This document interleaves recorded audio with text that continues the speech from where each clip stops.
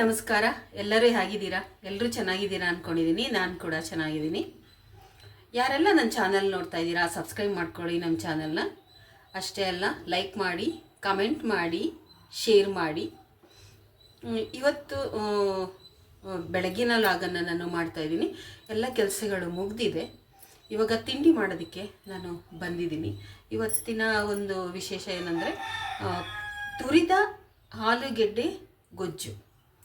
ನಾನು ಯಾವ ರೀತಿ ಮಾಡ್ತೀನಿ ಅಂತೇಳಿ ತೋರಿಸ್ತೀನಿ. ಹೆಚ್ಚಾಕಿದ್ದು ಕೂಡ ಮಾಡ್ತೀವಿ, ಆಮೇಲೆ ಬೇಯಿಸ್ಬಿಟ್ಟು ಮಾಡ್ತೀವಿ.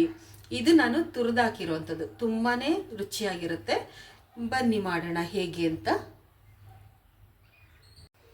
ಇದಕ್ಕೆ ನೋಡಿ, ಆಲೂಗೆಡ್ಡೆ ತೊಗೊಂಡಿದ್ದೀನಿ, ಸಾಕು ಇಷ್ಟು.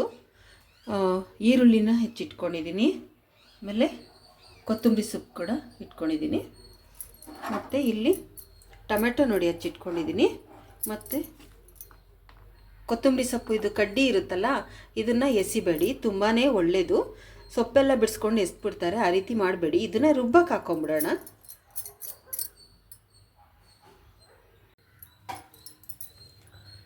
ನೋಡಿ, ಟೊಮೆಟೊ ಹಾಕ್ಕೊಂಡಿದ್ದೀನಿ. ಈಗ ಕೊತ್ತಂಬರಿ ಸೊಪ್ಪು ಕೂಡ ಇದಕ್ಕೆ ಹಾಕ್ಕೊಂಡಿದ್ದೀನಿ.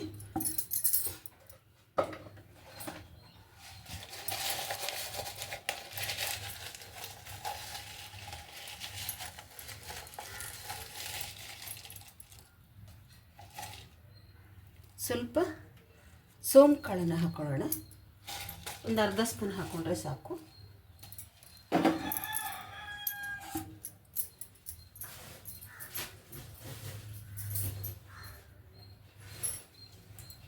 ಸ್ವಲ್ಪ ಜೀರಿಗೆ ಕೂಡ ಹಾಕ್ಕೊಳ್ಳೋಣ. ರುಬ್ಬಕ್ಕೆ ಹಾಕ್ಕೊಳ್ತಾ ಇರೋದು ಇದನ್ನೆಲ್ಲ ಅಷ್ಟೇ, ಇನ್ನೇನು ಬೇಡ ಇದಕ್ಕೆ ಹಾಕೋದು. ಇವಾಗ ಇದನ್ನು ರುಬ್ಕೊಳ್ಳೋಣ.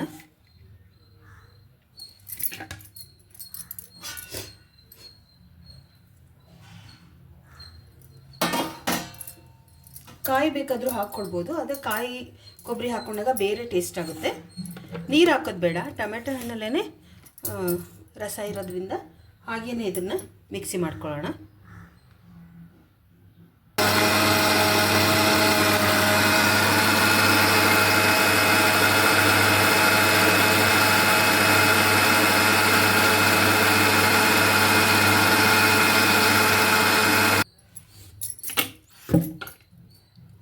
ನೋಡಿ, ಈ ಥರ ಆಗಿದೆ. ಈಗ ಇದನ್ನು ಹಾಗೆ ಇಟ್ಕೊಳ್ತೀನಿ.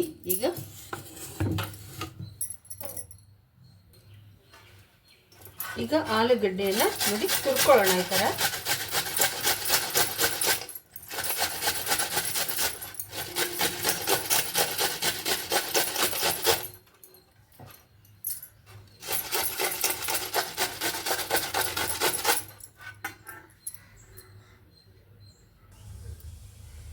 ನೋಡಿ, ಆಲೂಗೆಡ್ಡೆನ ಈ ರೀತಿ ತುರಿದು ಇಟ್ಕೊಂಡಿದ್ದೀನಿ.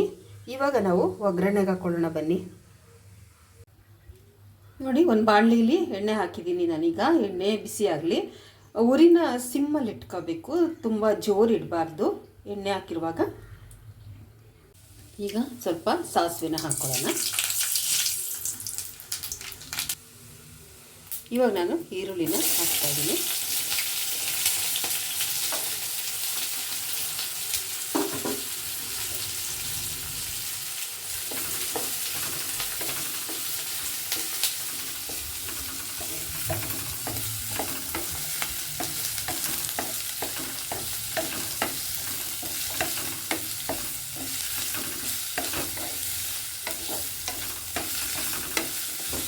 ನೋಡಿ, ಎಲ್ಲದರಲ್ಲೂ ಕೂಡ ಮೆಡಿಸನ್ಸ್ ಇದೆ. ಸಾಸಿವೆ ಕೂಡ ಒಳ್ಳೆಯದು. ನಾವು ಸಾಸಿವೆ ಎಣ್ಣೆ ತಿನ್ನೋದಿಲ್ಲ, ಅದರಿಂದ ಒಗ್ಗರಣೆಗೆ ಹಾಕ್ಕೊಳ್ತೀವಿ.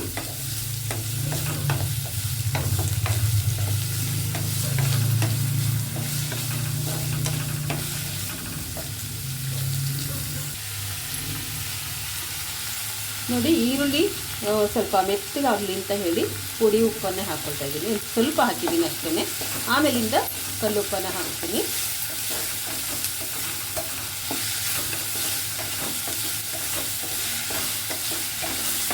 ನಾನಿವತ್ತು ಇದಕ್ಕೆ ಪ್ಲೈನ್ ದೋಸೆ ಮಾಡ್ತಾಯಿದ್ದೀನಿ.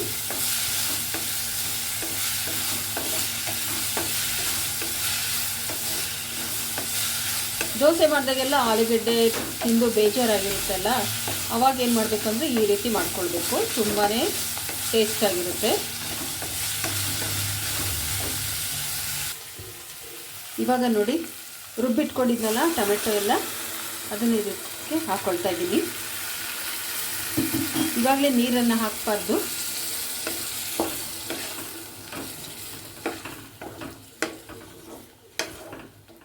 ಇದಕ್ಕೆ ಶುಂಠಿ ಬೇಕಾದರೂ ಹಾಕ್ಕೊಳ್ಬೋದು ಒಂದು ಸ್ವಲ್ಪ.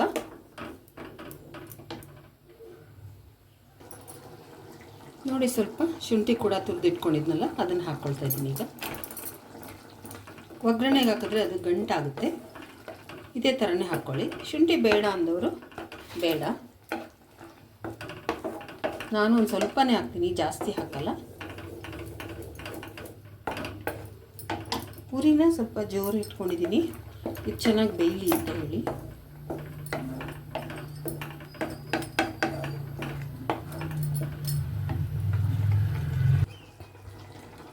ನೋಡಿ ನಾನು ಖಾರದ ಪುಡಿಯನ್ನು ಒಂದು 3 ಟೇಬಲ್ ಸ್ಪೂನಷ್ಟು ತೊಗೊಂಡಿದ್ದೀನಿ, ಏಕೆಂದರೆ ಇದಕ್ಕೆ ಸ್ವಲ್ಪ ಖಾರ ಇರಬೇಕು.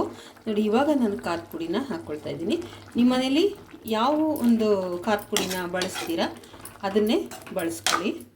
ಇದು ನಾನು ಮನೇಲೇ ಮಾಡ್ಕೊಳ್ತೀನಿ. ಈಗ ಖಾಲಿ ಆಗ್ತಾಯಿದೆ, ಈಗೆಲ್ಲ ತಂದಿಟ್ಟಿದ್ದೀನಿ, ಸಾಮಾನೆಲ್ಲ ಮಾಡ್ಕೋಬೇಕು. ಮಾಡೋವಾಗಲೂ ಕೂಡ ನಾನು ನಿಮಗೆ ತೋರಿಸ್ತೀನಿ ಪರ್ಫೆಕ್ಟ್ ಆದಂಥ ಒಂದು ಅಳತೆಯಲ್ಲಿ ಖಾರದ ಪುಡಿನ ವರ್ಷಕ್ಕಾಗೋಷ್ಟು ಹೇಗೆ ಮಾಡ್ಕೋಬೇಕು ಅನ್ನೋದನ್ನು ಕೂಡ ನಾನು ತೋರಿಸ್ತೀನಿ.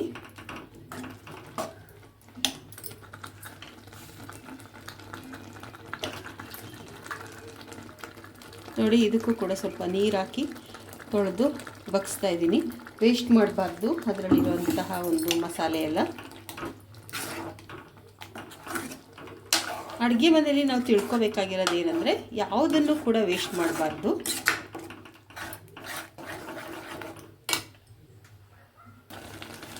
ಇದಕ್ಕೆ ಇನ್ನೂ ಸ್ವಲ್ಪ ನೀರನ್ನು ಸೇರಿಸ್ಕೊಳ್ತೀನಿ, ಸ್ವಲ್ಪ ಗಟ್ಟಿ ಆಗುತ್ತೆ ಅದು. ನಿಮ್ಮ ಮನೆಗೆ ಎಷ್ಟು ಟೊಮೆಟೊ ಬೇಕು, ಎಷ್ಟು ಜನಕ್ಕೆ ಬೇಕು ಅಷ್ಟನ್ನು ನೀವು ಹಾಕ್ಕೊಂಡು ಮಾಡ್ಕೊಳ್ಬೋದು. ಇದನ್ನು ನಾನು 3 ಜನಕ್ಕೆ ಆಗೋಷ್ಟು ಮಾಡ್ತೀನಿ. ಇನ್ನೂ ಉಳಿಯುತ್ತೆ, ಮಧ್ಯಾಹ್ನಕ್ಕೆ ಉಳಿಯುತ್ತೆ, ಇಷ್ಟು ಖರ್ಚಾಗಲ್ಲ. ನೋಡಿ ಇಷ್ಟು ಉಪ್ಪನ್ನು ನಾನು ಸೇರಿಸ್ಕೊಳ್ತಾ ಇದ್ದೀನಿ, ಇಷ್ಟು ಬೇಕಾಗುತ್ತೆ. ಆಲೂಗಡ್ಡೆ ಎಲ್ಲ ಹಾಕೋದ್ರಿಂದ ಇಷ್ಟು ಉಪ್ಪು ಇದಕ್ಕೆ ಬೇಕು.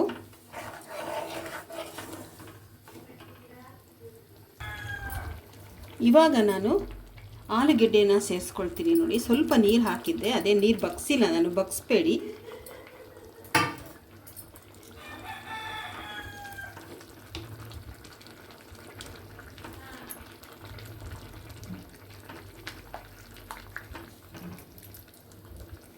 ನೋಡಿ ತುಂಬ ಅಂದರೆ ತುಂಬಾ ಚೆನ್ನಾಗಿರುತ್ತೆ ಇದು.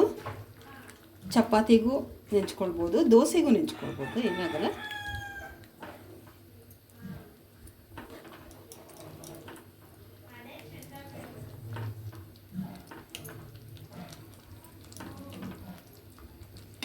ಇವಾಗ ಇದು ಚೆನ್ನಾಗಿ ಬೇಯಲಿ. ನೋಡಿ ಇದಕ್ಕೆ ನಾನು ಇಷ್ಟು ಬೆಲ್ಲನ ಹಾಕ್ಕೊಳ್ತಾ ಇದ್ದೀನಿ, ಟೇಸ್ಟ್ ಬರುತ್ತೆ ಅಂತ. ಪುಡಿ ಮಾಡಿ ಹಾಕೋದೇನು ಬೇಡ, ಅದೇ ಕರಗುತ್ತೆ.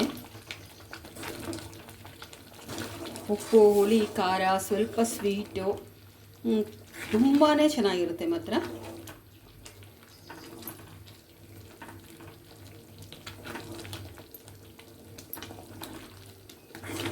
ಟೊಮೆಟೊನ ಹಚ್ಚಿ ಈ ರೀತಿ ಬೇಯಿಸಿದ್ರೆ ಇಷ್ಟು ಚೆನ್ನಾಗಿ ಹೊಂದ್ಕೊಳ್ಳೋದಿಲ್ಲ.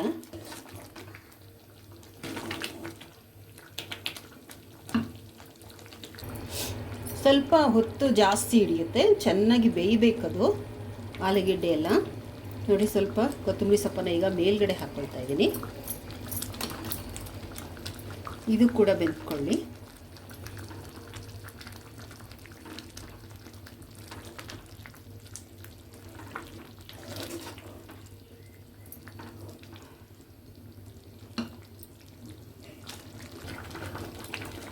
ನೋಡಿ ಕೈನ ಈ ಥರ ಆಡಿಸ್ತಾನೆ ಇರಬೇಕು ಸೌಟಲ್ಲಿ, ಯಾಕೆಂದರೆ ಆಲೂಗೆಡ್ಡೆ ತುರಿದು ಹಾಕಿರೋದ್ರಿಂದ ತಳಕ್ಕೆ ಹಿಡ್ಕೊಂಬಿಡುತ್ತೆ, ತಳ ಹಿಡ್ಕೊಂಬಿಡುತ್ತೆ ಹೋಗಿ. ಅದಕ್ಕೆ ಏನು ಮಾಡಬೇಕು, ಈ ಥರ ಕೈ ಆಡಿಸ್ಕೊತಾನೆ ಇರಬೇಕು. ಸ್ವಲ್ಪ ಕೆಲಸ ಹಿಡಿಯುತ್ತೆ, ಆದರೆ ಮನೆಯವ್ರಿಗೆಲ್ಲ ಇಷ್ಟ ಆಗುತ್ತೆ.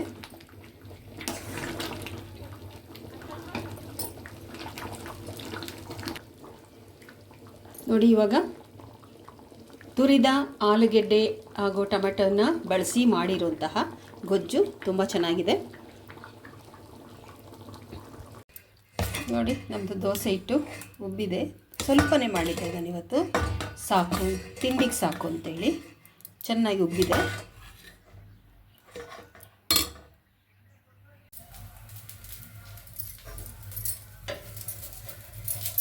ಇವತ್ತು ಮಾಡ್ತಾ ಇರೋದು ಪ್ಲೈನ್ ದೋಸೆ. ನೋಡಿ ಫಸ್ಟ್ ಒಂದು ಮಾಡ್ಕೋಬೇಕು. ಮೊದಲನೇ ದೋಸೆನ ಮಕ್ಕಳಿಗೆ ಕೊಡಬಾರ್ದು. ಚಿಕ್ಕದೊಂದು ಈ ಥರ ಮಾಡಿಕೊಂಡ್ರೆ ಆಯಿತು. ಆಮೇಲೆ ಎರಡನೇ ದೋಸೆಯಿಂದ ಕೊಡ್ಬೋದು. ದೊಡ್ಡ ಮಕ್ಕಳಿಗಂತೂ ಮೊದಲನೇ ದೋಸೆ ಕೊಡಬಾರ್ದಂತೆ.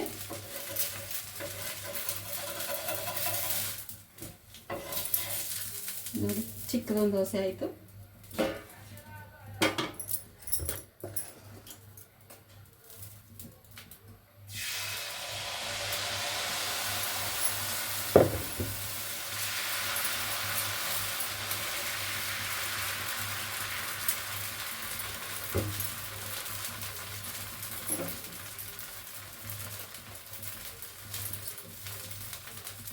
ಚಟ್ನಿ ಮಾಡೋಕ್ಕಾಗಿಲ್ಲ, ಟೈಮ್ ಆಗಿಲ್ಲ, ಅರ್ಜೆಂಟು, ಬೇಗ ಕೊಡಬೇಕು, ಈಗಲೇ ಟೈಮ್ ಆಗಿದೆ ಅಂತ ಹೇಳೋದು ನನ್ನ ಮಗಳು.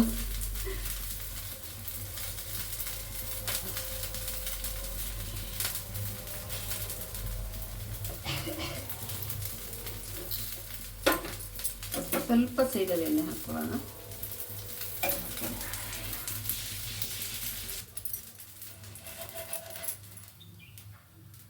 ನೋಡಿ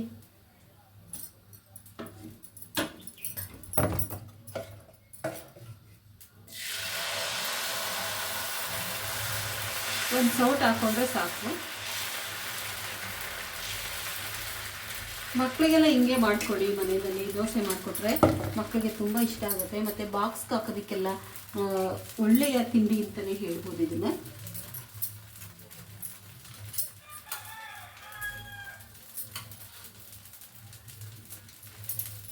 ಏನಂದರೆ ಇಡ್ಲಿ ದೋಸೆನಲ್ಲಿ ಗುಡ್ ಬ್ಯಾಕ್ಟೀರಿಯಾಗಳಿರೋದ್ರಿಂದ ನಮಗೆ ಬಿ ಕಾಂಪ್ಲೆಕ್ಸ್ ಕೂಡ ಇದರಿಂದ ಸಿಗುತ್ತೆ.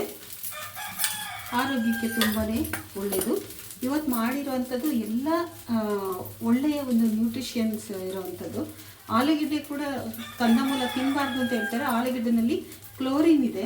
ಅದರಿಂದ ಯಾವುದೇ ಬ್ಯಾಕ್ಟೀರಿಯಾಗಳು ಕೂಡ ಹೊಟ್ಟೆನಲ್ಲಿ ನಿಲ್ಲೋದಿಲ್ಲ.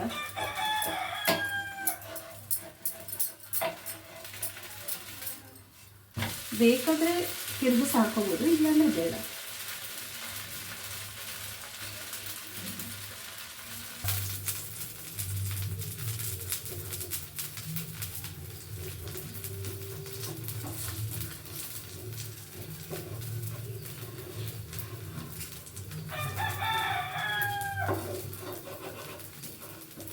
ಪ್ಲೈನ್ ದೋಸೆಗೂ ಅಷ್ಟೇ ಸ್ವಲ್ಪ ಉದ್ದಿನಬೇಳೆ, ಸ್ವಲ್ಪ ಅವಲಕ್ಕಿ ಹಾಕಿದ್ದೀನಿ ನಾನು ಇವತ್ತು.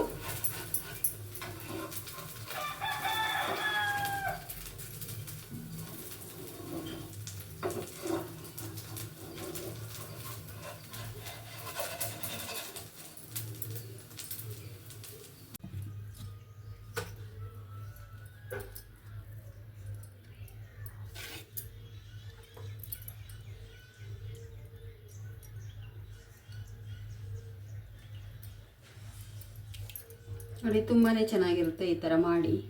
ಮಕ್ಕಳಂತೂ ತುಂಬಾ ಇಷ್ಟಪಡ್ತಾರೆ.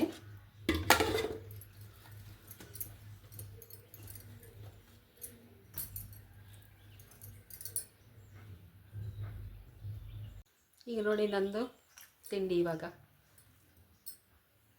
ಸ್ವಲ್ಪ ಲೇಟೇ ಆಗಿಬಿಟ್ಟಿದೆ. ಇದು ಗೊಜ್ಜು ಮಾಡೋದು ಸ್ವಲ್ಪ ಲೇಟ್ ಆಗುತ್ತೆ, ಏಕೆಂದರೆ ಆಲೂಗೆಡ್ಡೆ ಎಲ್ಲ ಚೆನ್ನಾಗಿ ಬೇಯಬೇಕಲ್ಲ, ಅದರಿಂದ.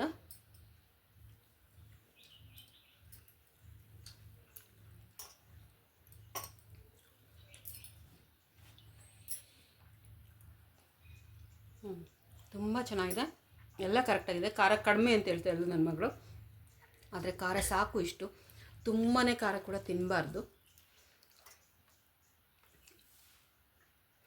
ಈ ಥರ ಬೆಳಗ್ಗೆ ಹೊತ್ತು ತಿಂಡಿಯನ್ನು ಮಾಡಿಕೊಟ್ರೆ ಮಕ್ಕಳಿಗೆ ಒಳ್ಳೆಯ ಪೋಷಕಾಂಶಗಳು ಸೇರುತ್ತೆ. ಇವತ್ತಿನ ವಿಡಿಯೋ ನಿಮಗೆಲ್ಲ ಇಷ್ಟ ಆಗಿದೆ ಅಂತ ತಿಳ್ಕೊಂಡಿದ್ದೀನಿ. ಇನ್ನೂ ಬಹಳಷ್ಟು ಕೆಲಸಗಳಿದೆ, ಆಮೇಲಿಂದ ಮಾಡ್ಕೊಳ್ತೀನಿ. ಸಬ್ಸ್ಕ್ರೈಬ್ ಮಾಡಿ ಹಾಗೂ ಕಮೆಂಟ್ ಮಾಡಿ, ಲೈಕ್ ಮಾಡಿ ಮತ್ತು ಶೇರ್ ಮಾಡಿ. ಈ ವಿಡಿಯೋ ನೋಡಿದ್ದಕ್ಕೆ ನನ್ನ ತುಂಬು ಹೃದಯದ ಧನ್ಯವಾದಗಳು.